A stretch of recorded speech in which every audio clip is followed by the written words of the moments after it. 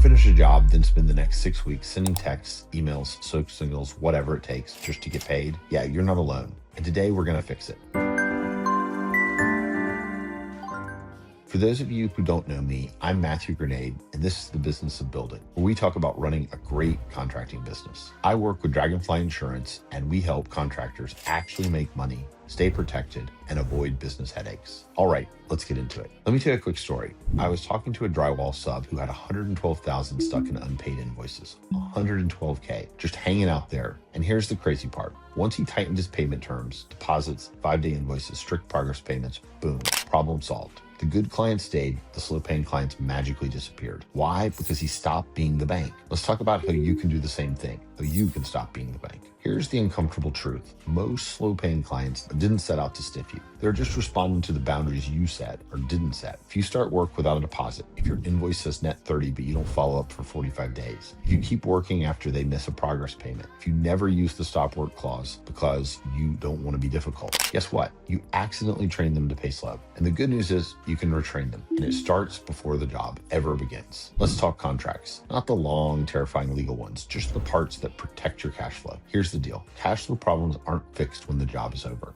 They're fixed in the contract before the job starts. So here are the big moves. Number one, require a deposit, 10 to 25%. If they can't afford the deposit, they probably can't afford the job. That deposit alone filters out half the headaches. Number two, use progress payments tied to milestones, not calendar dates, milestones. Framing complete, rough ends done, inspection passed, whatever you want to do. You only advance when they pay. Number three, invoices due in 5 days, not 30, not whenever, 5 days. Because when you buy materials, you pay your suppliers in about 5 days. You're just asking for the same respect. Number four, late fees and stop work rights. This isn't aggressive. This is how every real business works. A 1.5% late fee and a right to pause work after 10 days protects you. And number five, lien rights. Send notices early, not because you're mad, because you're a professional. These moves alone solve about 90% of slow pay problems. All right, let's say the job starts. Here's where the most contractors freeze up, enforcing the terms. But enforcing isn't personal. You're not yelling, you're not fighting, you're not chasing people with a nail gun. You're just following a system.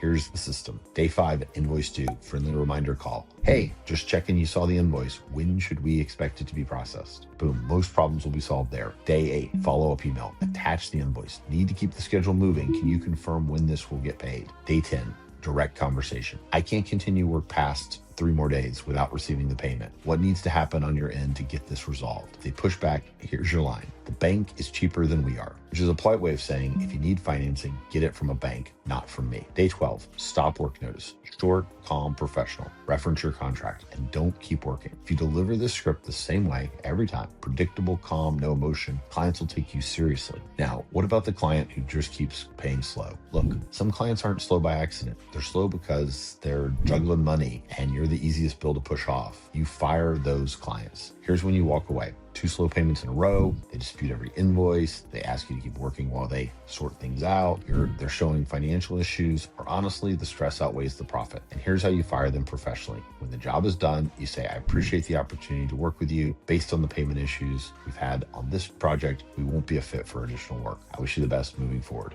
No drama, no apology, just clean closure. Why do you tell them now instead of waiting? Because it prevents future pressure and awkwardness. No more texts, no more, hey, can you squeeze us in? We've got a quick job. You free yourself immediately. Here's the big takeaway. You became a contractor to build things, not to run a collections agency. Good clients pay on time. Bad clients make excuses. And the more you act like a bank, the more you attract customers who need one.